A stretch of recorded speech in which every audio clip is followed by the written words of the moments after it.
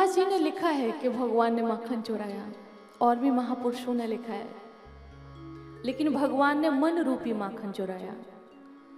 जो ब्रज गोपियां थी ये चाहती थी कि मुझे भी कृष्ण लाला के रूप में प्राप्त हो, मुझे भी दर्शन हो। तो भगवान उन सबके घरों में जाते थे किसी न किसी बहाने से और उनके नेत्रों को तृप्त करते थे। गोपियां आपस में कहती हैं कि अक्षर विताम फल मिदम न परम विदामा, अक्षर बताम फल मिदम न परम विदामा। किन आंखों का कोई फल है, मतलब ये भगवान ने हमें आंखें क्यों दी हैं? तो अपना दर्शन करने के लिए। भगवान ने हमें पैर क्यों दिए? तीर्थों में भ्रमण करने के लिए। हाथ क्यों दिए? सत्कर्म करने के लिए। दिमाग क्यों दिया है? हमें सत असत का ज्ञान करने के लिए, सही गलत को समझने के लिए। आप कहते हो कि हमारे मन ने सोचा, हमारे दिल ने सोचा। जब सारा काम दिल ही करता तो भगवान दिमाग क्यों देते? इसलिए भगवान ने दिमाग दिया कि दिल तो कभी भटका सकता है, मन आपको भटकाएगा, कभी ये सही कभी ये सही ऐसा करेगा, लेकिन बुद्धि फैसला करती है। अब इस बात को ज्यादा समझो तो जब जो लोग कोर्ट कचहरी का काम करते होंगे, एडवोकेट्स होंगे, या जो जिन्होंने इन सब का सामना किया होगा, उनको पता होगा कि जजमेंट मन के आधार पर नहीं करते, बुद्धि के आधार पे करते हैं। अर्थात भगवान ने हमें बुद्धि इसीलिए दी है, क्यों? हम सही गलत को समझ सकें, इसलिए दी है। और बुद्धि का प्रयोग अगर हम सही गलत को समझकर कर रहे हैं तो आप समझ लीजिए कि भगवान बुद्धि देकर प्रसन्न हो रहे हैं कि आप उसका सही इस्तेमाल कर रहे हो। अगर हम इस तन का सही इस्तेमाल कर रहे हैं तो उसका अर्थ है कि भगवान प्रसन्न हो रहे हैं, और आने वाला जब हमारा जन्म होगा तो हमें फिर मानव तन दिया जाएगा। तो मानव होकर मानवता नहीं, मानव के कर्म नहीं, तो यहाँ से जाने के बाद भगवान को आकार बदलने में टाइम नहीं लगेगा। तो हमें अगर ये लगता है कि हमको मानवी बनना है तो मानवों वाले काम करना है। तो आज कहते हैं ना कि ब्रज रज की जो मैंने चर्चा की थी, आज भगवान के भी मन में आया कि थोड़ा सा रज चखते हैं। माखन मिश्री तो बहुत खाया, और आज भगवान ने माखन को चखा। तो उसी समय भगवान के कुछ सखाओं ने और दाऊ दादा ने मैया से शिकायत कर दी। तो मैया भगवान को डांटती हुई कहती, लाला तुमने माटी खाई और भगवान के मुख में माटी है। भगवान कहते नहीं, मुंह बंद है। कहते मैंने नहीं खाई। जब मैया ने ज्यादा डांटा तो भगवान ने योग माया को याद किया और मैया से कहा, ना हम भक्षितवानम्ब सर्वे मिथ्याभिशंसिना, यदि सत्य गिरस्तरहि समक्षम पश्यमे मुखम। कहा, ना हम भक्षितवानम्ब, हे मैया मैंने माटी को नहीं खाया।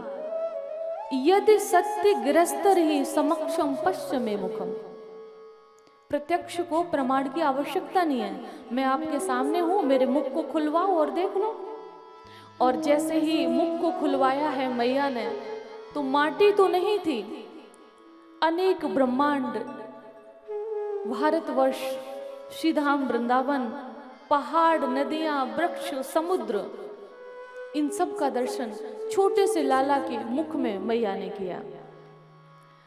तो मैया को लगा कि ये ईश्वर है कि मेरा लाला? इसके मुख में तो समुद्र बह रहा है, बड़े बड़े पहाड़ हैं। हिमालय पर्वत को देखा जहां शिव जी समाधि लगाए बैठे हैं, अनेक ब्रह्मांडों को देखा। तो मैया को लगा कि इतना बड़ा लाला और इतने बड़े बड़े पहाड़, नदियां, वृक्ष, ब्रह्मांड इसके मुख में दिखाई दे रहे, ये मेरे उदर में कैसे बना?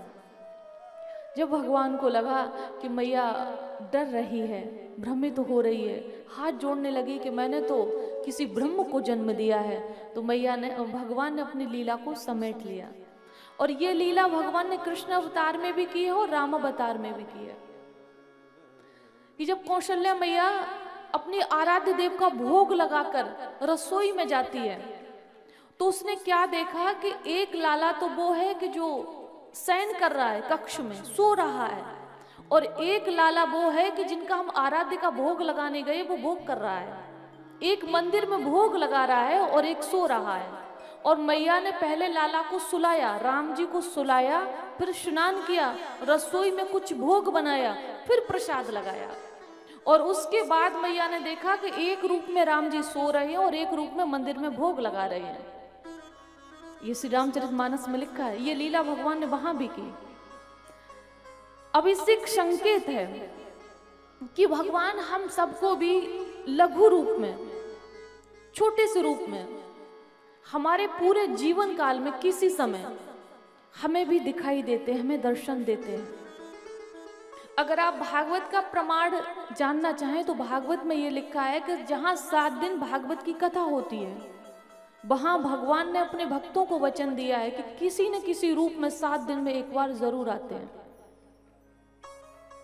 और मेरी कथा में 1-2 बार ऐसा हुआ, कभी सर्प, कभी कुछ, तो उन लोगों को लगा कि भगवान का ही रूप है, भगवान का ही में दर्शन हो गया किसी रूप में। ये भागवत में लिखा हुआ है। बस क्या है कि हम अपने विवेक का इस्तेमाल करें, अपनी बुद्धि का इस्तेमाल करें और पहचानने की कोशिश करें।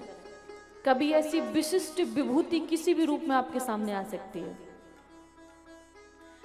तब भगवान ने मैया से कहा कि मैया, मैं छोटो सो लाला और तोकू लागे कि मैंने माटी खाई, मैंने नहीं खाई। तो मैया कह रही, लाला माटी तो नहीं थी तेरे मोड़े में, लेकिन नदी, पहाड़, वृक्ष दिख रहे, ये कहाँ से आए लाला?